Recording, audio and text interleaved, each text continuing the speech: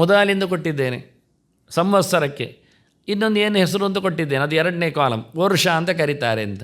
ಅದರಲ್ಲಿ ದೇವರು ಯಾರು ಅಂತ, ಸಂವತ್ಸರನೇ ದೇವರು. ಅದಕ್ಕೆ ದೇವತೆ ಯಾರು ಅಂತ, ಚತುರ್ಮುಖ ಬ್ರಹ್ಮ. ಹಾಗೆ ಉತ್ತರಾಯಣ ದಕ್ಷಿಣಾಯನಕ್ಕೆ ಮಕರ ಸಂಕ್ರಮಣ, ಕರ್ಕ ಸಂಕ್ರಮ ಅಂತ ಕರೀತಾರೆ. ದೇವರು ಯಾರು, ಬಲರಾಮ ಮತ್ತು ಕೃಷ್ಣ ಅಂತ. ದೇವತೆ ಯಾರು, ಪ್ರಾಣ ಮತ್ತು ಭಾರತಿ ಅಂತ ಹೇಳಿ ಆಯಿತು. ಹೀಗೆ ವಸಂತಾದಿ 6 ಋತುಗಳು. ಅದನ್ನು ಕರೆಯುವುದು ಲೋಕದಲ್ಲಿ ಬೇಸಿಗೆ ಕಾಲ, ಮಳೆಗಾಲ, ಚಳಿಗಾಲ ಅಂತ. ಅದಕ್ಕೆ ದೇವರ ರೂಪಗಳು ಯಾವುದು ಅಂತ ಒಂದು ಹೊಸತ್ತು ನೋಡಲಿಕ್ಕೆ, ನಿಮಗೆ ನೆನಪು ಮಾಡಲಿಕ್ಕೆ. 6 ಋತುಗಳಲ್ಲಿ ಮಾಧವ, ಪುಂಡರೀಕಾಕ್ಷ, ಭೋಗಶಾಹಿ, ಪದ್ಮನಾಭ, ಋಷಿಕೇಶ, ತ್ರಿವಿಕ್ರಮ, ಇದು ಗಮನಿಸಬೇಕಾತ್ತು.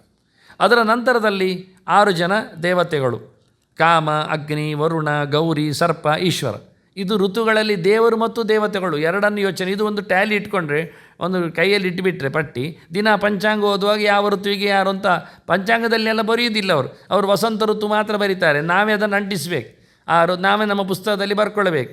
ಅವರಿಗೆ ಸ್ವಲ್ಪ ಹೆಚ್ಚಿರ್ತದೆ ಬುದ್ಧಿವಂತಿಗೆ. ಹಾಗಾಗಿ ನಾವೇ ಅಲ್ಲಿ ಯಾರು ದೇವತೆಗಳು ಯಾರು ಒಂದು ಮಾಸಾಧಿಪ ಬರೀಲಿಕ್ಕೆ ಕಷ್ಟಪಡ್ತಾರೆ. ಈಗೊಂದು ಅದು ಬರೀಲಿಕ್ಕೆ ಶುರು ಮಾಡಿದರು. ಕೆಲವರು ಮಾಸಾದಿ ಬರೆಯುವಾಗಲೂ ಅವರ ಹೆಂಡತಿಯನ್ನು ಬರೆಯುವುದಿಲ್ಲ.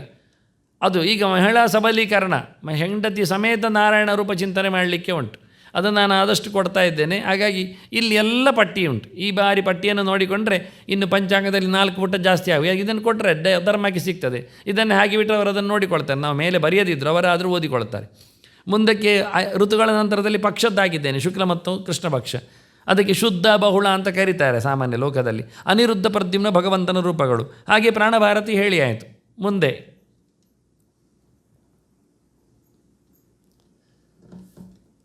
ಕಾಲಾಂಶದಲ್ಲಿ ಬರುವಂಥದ್ದು ಈಗ ಮಾಸಗಳು. ಮಾಸದಲ್ಲಿ ಕೆಳಗಿನವರೆಗೆ ಅಧಿಕ ಮಾಸದವರೆಗೂ ಆಗಿದ್ದೇನೆ.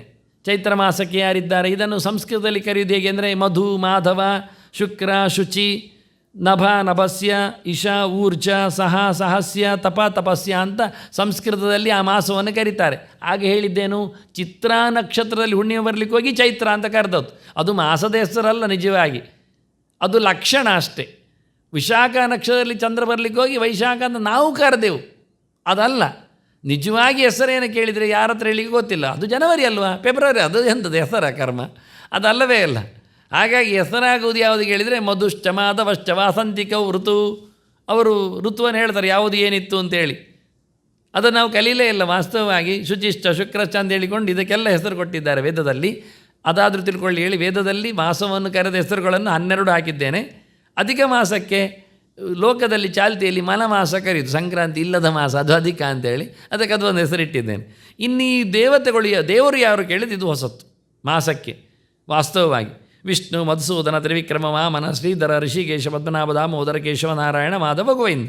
ಅದು ಮಾರ್ಗಶಿರದಿಂದ ಲೆಕ್ಕಾಚಾರ ಆಗೋದರಿಂದ ಈ 12 ರೂಪಗಳು ಆಚೀಚೆ ಆಗಿವೆ ಅಷ್ಟೇ. ಶುರುವಿಂದ ಆಗೋದು ಕ್ರಮ ಬೇರೆ, ವಿಷ್ಣುವಿನಿಂದ ಶುರುವಾಗುತ್ತೆ. ಮತ್ತು ಅಧಿಕ ಮಾಸಕ್ಕೆ ಯಾರು, ಎಂತ ಮಾಡುವ ಎಂಥದ್ದಿಲ್ಲ. ಕೇಶವ, ನಾರಾಯಣ, ಮಾಧವ, ಗೋವಿಂದ, ವಿಷ್ಣು, ಮಧುಸೂದನ, ತ್ರಿವಿಕ್ರಮ, ವಾಮನ, ಶ್ರೀಧರ, ಋಷಿಗೆ, ಪದ್ಮನಾಭ, ದಾಮೋದರ 12 ಆಯ್ತಲ್ಲ. ಆ ನಂತರ ಯಾರಿದ್ದಾರೆ 24ರಲ್ಲಿ? ಸಂಕರ್ಷಣ, ವಾಸುದೇವ, ಪ್ರದ್ಯುಮ್ನ, ಅನಿರುದ್ಧ. ಅದು ವ್ಯೂಹ ರೂಪಕ್ಕೆ ಹೋಯ್ತು, ಅದು ಬೇಡ ಹೆಸರು. ಮತ್ತು ಯಾರು? ಪುರುಷೋತ್ತಮನೇ ಇಟ್ಟರು, ಇಷ್ಟೇ. ಇನ್ನೂ ಒಂದು ಬಂದರೂ ನಮ್ಮ ಹತ್ರ ಲೆಕ್ಕ ಉಂಟು, ಪುರುಷ ಅಧೋಕ್ಷಜ ಇದ್ದಾನೆ ಬೇಕಾದರೆ, ಅಲ್ಲಿಲ್ಲ. ಅದರಿಂದ ಇಷ್ಟೇ.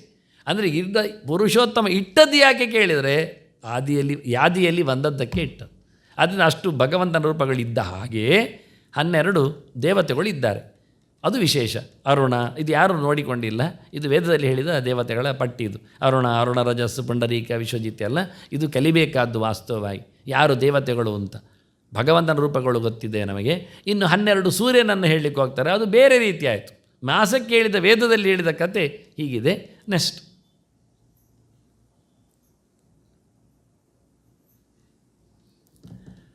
ಇನ್ನು ತಿಥಿಗಳು. ಶುಕ್ಲ ಪಾಡ್ಯ ಅಂತ ಕರಿಬೇಕು, ಅದನ್ನು ಹುಣ್ಣಿಮೆವರೆಗೆ ಹೇಳಬೇಕು ಶುಕ್ಲ ಪಕ್ಷದಲ್ಲಿ. ಅದಕ್ಕೆ ಇನ್ನೊಂದು ಹೆಸರು, ಹಗಲು ಮತ್ತು ರಾತ್ರಿ ಇಟ್ಟುಕೊಂಡು ತಿಥಿಗೆ 2 ಹೆಸರು ಕೊಟ್ಟಿದ್ದಾರೆ ವೇದದಲ್ಲಿ. 2 ಹೆಸರುಂಟು. ಪಾಡ್ಯದಲ್ಲಿ ಹಗಲಿಗೆ ಬೇರೆ, ರಾತ್ರಿಗೆ ಬೇರೆ. ಸಂಜ್ಞಾನಂ ದರ್ಶಃ ಅಂತ ಹೇಳಿಕೊಂಡು, ವಿಜ್ಞಾನಂ ದ್ರಷ್ಟ ಅಂತ ಹೇಳಿಕೊಂಡು ಹಗಲು ಮತ್ತು ರಾತ್ರಿಯನ್ನು ಅಹಹ ರಾತ್ರಿ ಅಂತೇಳಿ ನಪುಂಸಲಿಂಗ ಸ್ತ್ರೀಲಿಂಗದಲ್ಲಿ ಅದನ್ನು ಗಮನಿಸಿ ಕೊಟ್ಟಿದ್ದಾರೆ. ಇದು ಕಲಿಬೇಕಾದ ವಿಷಯ, ಭಾಳ ಸುಲಭವಾದ ವಿಷಯ, ಆದರೆ ಗೊತ್ತೇ ಇಲ್ಲದ ವಿಷಯ. ಇಡೀ ದಿನಕ್ಕೆ 2 ಹೆಸರುಂಟು ನಮ್ಮಲ್ಲಿ. ಮತ್ತು ಆಚೆ ಬರೆದದ್ದು ಅಂತ ಕೇಳಿದರೆ ಅದು ಮೊದಲನೇದ್ದು, 2ನೇದ್ದು, 3ನೇದ್ದು ಬರೆದದ್ದು ಮರ್ಯಾದೆ ಹೋಗಲಿಕ್ಕೆ. ಪ್ರಥಮ, ದ್ವಿತೀಯ, ತೃತೀಯ, ಚತುರ್ಥಿ, ಪಂಚಮಿ, ಷಷ್ಠಿ ಅಂದರೆ ಏನರ್ಥ? ತಿಥಿ ಅಂದರೆ ಸ್ತ್ರೀಲಿಂಗ. 5ನೇ ದಿನ, 6ನೇ ದಿನ, 7ನೇ ದಿನ ಬರೆದದ್ದು ಮರ್ಯಾದೆ ಹೋಗ್ತದೆ ನಮಗೆ. ಚತುರ್ದಶಿ ಅಂದರೆ 14ನೇ ದಿನ ಅಂತ ಅರ್ಥ. ಇವತ್ತು ದಶಮಿ ಅಂದರೆ 10ನೇ ದಿನ ಅಂತ ಅರ್ಥ. ಹೆಸರೇ ಕೊಡಲಿಲ್ವ? ಹೆಸರು ಕೊಟ್ಟಿದ್ದಾರೆ, ನಾವು ಕಲೀಲೇ ಇಲ್ಲ. ಹೆಸರು ಎರಡೆರಡು ಕೊಟ್ಟಿದ್ದಾರೆ, ಹಗಲಿಗೆ ಬೇರೆ ರಾತ್ರಿ ಬೇರೆ ಕೊಟ್ಟಿದ್ದಾರೆ. ತಿಥಿಗೆ ಹೆಸರು ಕೊಟ್ಟದ್ದೇ ಮೊದಲ ಬಾರಿ ನಾನು ಕರೆದು ತೋರಿಸಿದ್ದೀನಿ. ಅದು ವಿಶೇಷ ಇಲ್ಲಿ. ಇನ್ನು ಶುಕ್ಲ ಪಕ್ಷಕ್ಕೆ ಎರಡೆರಡು, ಆದರೆ ಕೃಷ್ಣ ಪಕ್ಷಕ್ಕೆ ಮತ್ತೆ ಎರಡೆರಡು ಉಂಟು, ಅದು ಮತ್ತೆ ನೋಡುವ. ಇಲ್ಲಿ ದೇವರ ರೂಪಗಳು ಇದು ಅಷ್ಟೇ ಹೊಸ ತಯಾರಿ. ಬ್ರಹ್ಮ, ಆನಂತರ ಶ್ರೀಪತಿ, ವಿಷ್ಣು, ಈ ಹೆಸರುಗಳಲ್ಲಿ ಭಗವಂತ 12 ದಿನ ಇದ್ದಾನೆ. ಪಾಡ್ಯಾದಿಗಳಿಗೆಲ್ಲ ಶುಕ್ಲ ಪಕ್ಷದಲ್ಲಿ ಭಗವಂತನ 12 ರೂಪಗಳು. ಆನಂತರ ದೇವತೆಗಳು ಮಾಮೂಲಿ, ಅಗ್ನಿ, ನಾಸತ್ಯ, ಗೌರಿ, ಇದು ಗಣಪತಿ, ಇವರೆಲ್ಲ ಮಾಮೂಲಿ, ಹೆಚ್ಚು ಜನರಿಗೆಲ್ಲ ಗೊತ್ತುಂಟು. ತಿಥಿಯ ದೇವತೆ ಗೊತ್ತುಂಟು, ಹೆಸರು ಗೊತ್ತಿಲ್ಲ, ದೇವರು ಗೊತ್ತಿಲ್ಲ ಎಲ್ಲರಿಗೆ. ಮೊದಲನೇ ದಿನ, 2ನೇ ದಿನ, 3ನೇ ದಿನ ಅಂತ ಹೇಳೋದಷ್ಟೇ ಹೊರತು ತಿಥಿಯ ಹೆಸರೇ ಗೊತ್ತಿಲ್ಲ ಮರ್ಯಾದೆ ಹೋಗ್ಲಿಕ್ಕೆ. ಉಂಟಾ ಅಂತಲೂ ಗೊತ್ತಿಲ್ಲ. ಉಂಟು ಹೇಳಿದರೆ ಇಲ್ಲವಾ, ಇಲ್ಲ ಬೆಂದು ಉಂಟಪ್ಪ, ನೋಡಲಿಲ್ಲ, ನೀವೆಂತ ಮಾಡೋದು. ನೆಕ್ಸ್ಟ್ ಇನ್ನು ಕೃಷ್ಣ ಪಕ್ಷದಲ್ಲಿ ಅದೇ ರೀತಿಯಾಗಿ ಅಮಾವಾಸ್ಯವರೆಗೆ ಅದೇ ಪ್ರಕಾರದಲ್ಲಿ ಎರಡೆರಡು ದಿನದಲ್ಲಿ ಹೆಸರುಗಳು ವಾಸ್ತವವಾಗಿ ಪ್ರಸ್ತುತಂ, ಅದು ಅದೇ ಪ್ರಕಾರದಲ್ಲಿ ಸ್ತ್ರೀಲಿಂಗ, ಪುಲ್ಲಿಂಗದಲ್ಲಿ, ನಪುಂಸಕಲಿಂಗದಲ್ಲಿ. ಮತ್ತು ದೇವರ ರೂಪಗಳು ಬ್ರಹ್ಮ, ಶ್ರೀಪತಿ, ವಿಷ್ಣು, ಕಪಿಲ ಅಂತ ಹೇಳಿಕೊಂಡು ಅದೇ ಪ್ರಕಾರ ದೇವತೆಗಳಾದರೆ ಮಾಮೂಲಿ ಚಾಲ್ತಿಯಲ್ಲಿದೆ. ಕೆಲವರಿಗಾದರೂ ಗೊತ್ತಿದೆ, ಕೆಲವರಿಗೆ ಕೆಲವು ಹೆಸರು ಗೊತ್ತಿಲ್ಲ, ಕೆಲವು ಅಂತೂ ಗೊತ್ತಿದೆ. ಕುಬೇರ, ದಸ್ರ, ಶ್ರೀ, ವಿನಾಯಕ, ಇವರೆಲ್ಲ ಕೆಲವು ಇದಕ್ಕೆ ಶುದ್ಧ ಪಕ್ಷಕ್ಕಿದ್ದವರಿಗೆ, ಕೆಲವು ಕೃಷ್ಣ ಪಕ್ಷಕ್ಕಿದ್ದಾರೆ ಸಮಾನವಾಗಿ ದೇವತೆಗಳು. ಆದರೆ ದೇವರು ಮಾತ್ರ ಬೇರೆ ಬೇರೆ ಇದ್ದಾರೆ. ಹಾಗಾಗಿ ಇದರಲ್ಲಿಯೂ ಸಹ ಒಂದು ವಿಶೇಷಾಂಶಗಳಿವೆ ಕಲೀಲಿಕ್ಕೆ. ಮುಂದೆ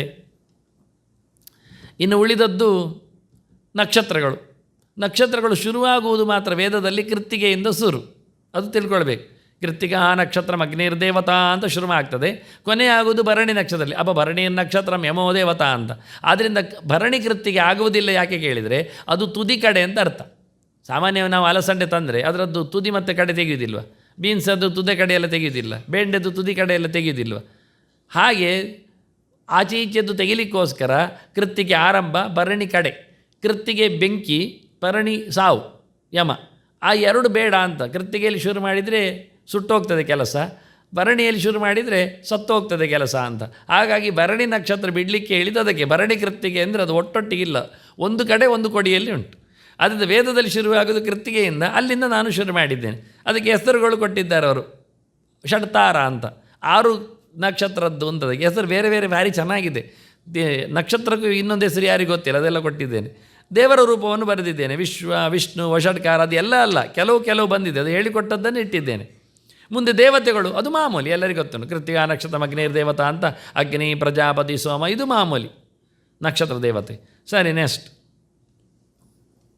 ಮುಂದುವರಿದಿದೆ ನಕ್ಷತ್ರ ದೇವತೆಗಳು ಮತ್ತೊಮ್ಮೆ.